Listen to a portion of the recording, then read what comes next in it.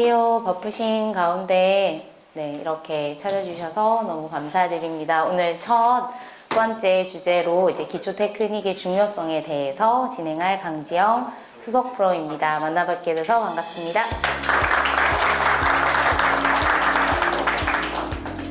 자, 찬바람이 아침에 엄청 느껴지셨죠? 옷을 따뜻하게 입고 오셨는지 모르겠네요. 그래서 저도 작년에 이어서 또 코스타 스키 아카데미를 준비하면서 여러 가지 생각을 좀 많이 하게 됐는데, 일단 이제 PPT 자료로 들어가기에 앞서서 제가 어떠한 생각을 하고 있는지, 어떻게 시즌을 준비하는지 여러분들께 좀 공유하고자 이렇게 한번 파일로 정리를 해봤고요. 혹시 작년에 저희 강의를 오신 분 있으시면 손 한번 들어보시겠어요? 오, 한 분밖에 안 계세요? 너무 잘 됐네요. 자, 그러면 같이 한번 제가 어떻게 시즌을 준비하고 있는지 한번 체크를 한번 해보도록 하겠습니다. 그래서 인터스키를 제가 접하면서 시즌마다 이제 어떻게 준비하고 또 어떠한 생각들을 하는지, 물론 여름에 전지훈련, 가을에 그 오스트리아 전지훈련을 통해서 항상 설상에서 많이 준비를 했지만, 이번 시즌은 그러지 못해서 여러 가지 영상이나 자료들을 찾아보고 공부를 하고 있었습니다.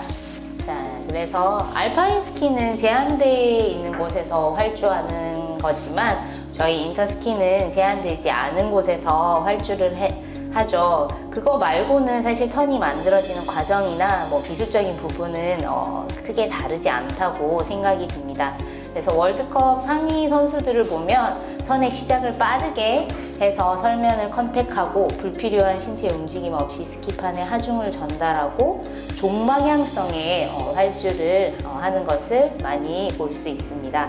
그래서 스키의 방향과 신체의 방향을 함께 가져가면서 어떤 신체의 꺾임을 줄이고 스키판의 힘을 잘 만들어낼 수 있는 신체의 포지션을 만들어서 활주하는 것들을 영상을 통해서 많이 볼 수 있습니다. 신체의 중심은 스키판 위에 항상 유지할 수 있게 하고, 사면의 변화에 맞추어서 유연한 중심 이동과 경사와 속도에 맞는 낮은 동작을 가져가려고 많이들 노력하는 걸 볼 수 있습니다. 여러분들도 이제 시즌을 준비하면서 이렇게 이론 세미나도 듣고 기술적 지식을 습득하는 것도 중요하지만, 사실은 여러분들이 설상에서 정말 스키잉을 할 때 가장 필요한 것은 사실 이 실내에서나 실외에서 하는 운동이라고 저는 생각이 들거든요. 그래서 낮은 포지션을 잘 만들어내기 위해서 발목의 유연성이라든가, 그리고 발목과 무릎의 각을 잘 동조화시킬 수 있는 그런 운동, 그리고 고관절, 특히 골반에서 얼마나 어떤 각도가 유연하게 잘 나오는지, 많이 구부려지는지, 그리고 구부렸을 때 힘을 잘 쓸 수 있는지, 그러려면 코어의 힘들이 또 잘 세팅이 되어 있고 받쳐줘야 되고, 또 그와 연결할 수 있는 상하체의 운동을 좀 많이 해주시는 것이 저는 좀 중요하다고 생각이 듭니다. 그래서 이런 기술적인 지식뿐만 아니라 여러분들이 운동도 시즌 전에, 아직 저희가 10월 말이잖아요. 한 달이 남았습니다. 그러니까 늦었다 생각하지 마시고 운동을 통해서 좀 안전한 스키잉을 할 수 있도록 준비를 해주시면 또 많이 좋을 것 같아요. 자, 최신 스키는 스키 장비의 발전과 회전 반경, 기류의 변화, 사이드 컷의 변화에 따라 빠르게 바뀌어 가고 있습니다. 사실 큰 틀은 바뀌지 않지만 정밀하고 아주 섬세하게 수정되어서 기술이나 이런 것들이 조금씩 변화되고 있다고 생각이 되어집니다. 예전에는 사이드 컷이 없었죠. 그래서 과한 어떤 외항경이라든가 딛고 일어나서 이렇게 스키잉을 하는 것이 좀 유행이었다면, 지금은 스키의 에지 자체를 뒤집기가 이제 스키의 발전에 힘입어서 용이해지고, 그리고 스키는 무거워졌지만 또 굉장히 부드럽고 탄성이 좋은 스키가 장비가 발전이 되어져서 깊은 에지각을 만들 수 있는 그런 스키잉이 가능해졌죠. 그래서 수직적인 힘을 실는 스키가 굉장히 중요해졌다고 생각이 듭니다.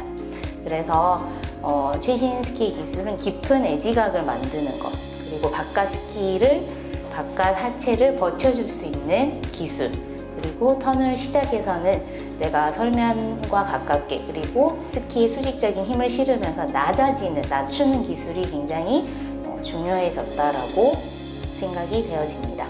그래서 많은 선수들이 많은 응용 동작들을 이용해서 턴의 안쪽으로 낮추면서 바깥쪽 스키에 하중을 주어서 빠르게 휘어지는 연습을 많이 하고 있는 것들을 볼 수 있었고요.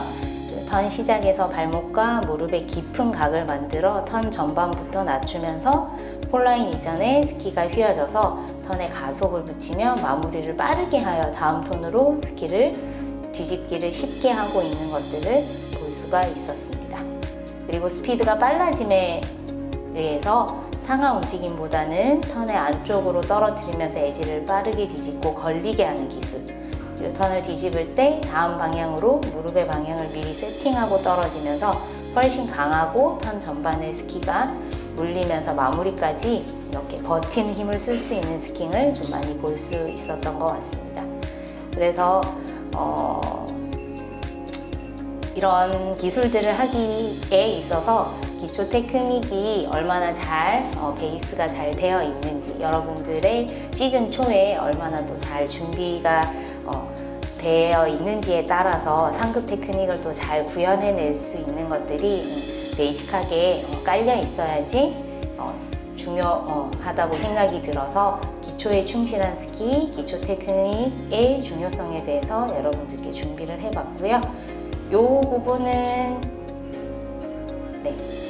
아까 단장님께서도 말씀하셨지만 이런 자료들은 사실 저희는 항상 오픈되어 있어요. 그래서 많이들 공유하려고 하고 있는데, 또 회원분들에게 또 아까 홈페이지에 공유할 예정이라고 하셨으니까 원래는 꼭 회원 가입해 주시고, 근데 유료여서 여러분들이 조금 꺼려 하시는 부분이 있는데, 설상에서도 저희 대몬들하고 같이 스킹할 수 있는 세미나를 또 준비하고 있어요. 회원 대상으로 해서. 그래서 여러분들이 꼭 그렇게 해주시면 좀 좋을 것 같습니다.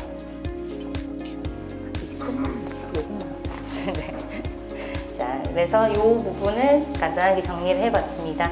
가장 중요하게 생각하는 중심의 이동. 그러니까 지금 제가 이 한글 파일로 한 거는 여러분들 PPT 자료 외에 여러분들께 좀 같이 공유했으면 하는 내용을 정리했는 부분이라서요.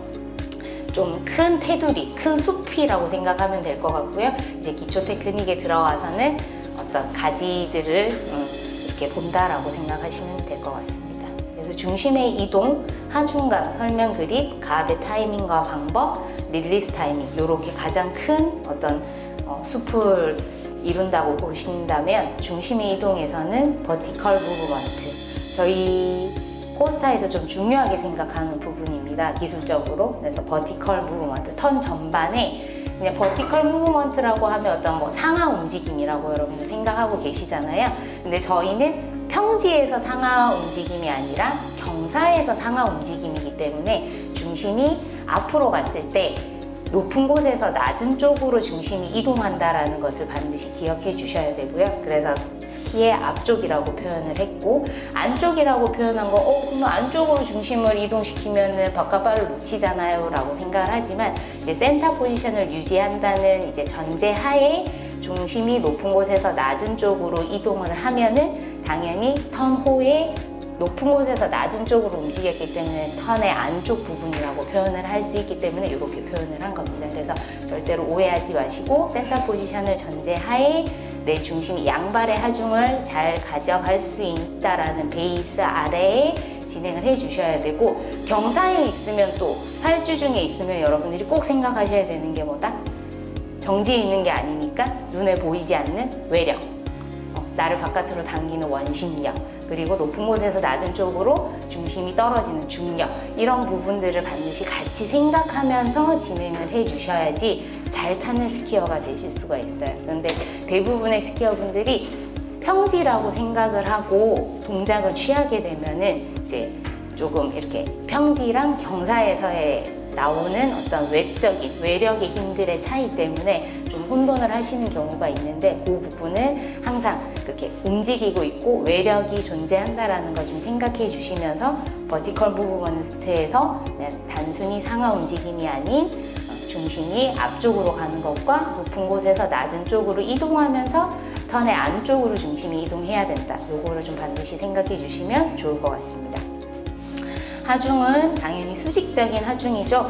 어떤 많은 스키어들에서 나오는 문제점들이 꺾임이에요. 그래서 턴 초반에 이렇게 힙이 회전한 후에 안으로 이렇게 떨어짐으로 인해서 발목이나 무릎에서 들어가야 되는 이런 깊은 각이 아닌 힙부터 이렇게 떨어지면서 스키의 방향과 신체의 방향이 같은 방향을 이루지 못한다라는 문제, 또 힙부터 떨어지면서 깊은 각을 유지하지 못할 뿐더러 힙이 떨어지면서 생기는 각에 의해서 어떤 뒤틀림이 생기는 거죠. 그래서 스키가 이렇게 떨리는 어떤 카빙 턴을 구사한 기억들이 한 번쯤은 있으실 거예요.